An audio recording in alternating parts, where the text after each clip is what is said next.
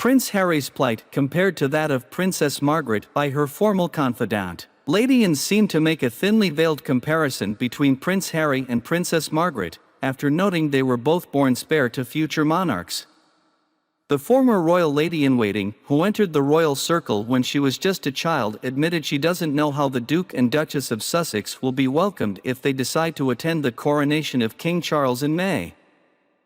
Speaking with the Daily Beast, 90-year-old Lady Anne said, "Charles would probably like them to come, but I just don't know.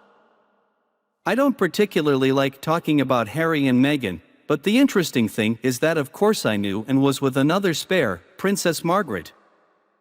Lady Anne, whose family has been linked to the royals for generations, then highlighted how she never heard Margaret criticize the late Queen, despite being given a different education and wealth than her elder sister Elizabeth.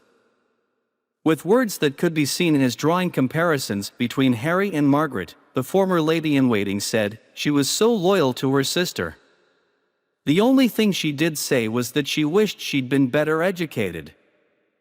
The Queen had tutors who came in from Oxford and Cambridge to teach her, but all Margaret ever had was a governess, and I think that did annoy her. She did gripe about it a bit, but other than that she was completely loyal. And the Queen had everything. Margaret didn't even have her own house in England. The only house she ever actually owned herself was the one that we helped to build on Mustique. Lady Anne and her late husband Colin Tennant, 3rd Baron Glenconner, offered a piece of land on his privately owned island, Mustique, to Princess Margaret following her marriage to Anthony Armstrong-Jones, Lord Snowdon, in 1960. They later agreed to build a residence there for the couple, which eventually became a beloved home for the late Queen's sister following her divorce from Lord Snowdon. As she was raised at her family's estate, Holcombe Hall in Norfolk, Lady Anne got to meet Princess Margaret and Queen Elizabeth when they were just children.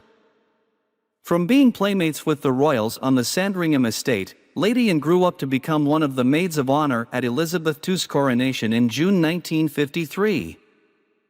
Lady Anne, who's said to be a great fan of King Charles, has penned 2 books in recent years, one more focused on her years of service for Margaret and the second, Whatever Next? Lessons from an Unexpected Life, touching on the horrific abuse she's said to have suffered from her late husband. Lady Anne isn't the only one to have noted the similar status shared by Prince Harry and Princess Margaret. The Duke of Sussex himself briefly spoke of Aunt Margot in his memoir Spare, admitting he mainly knew of her rather than being familiar with her.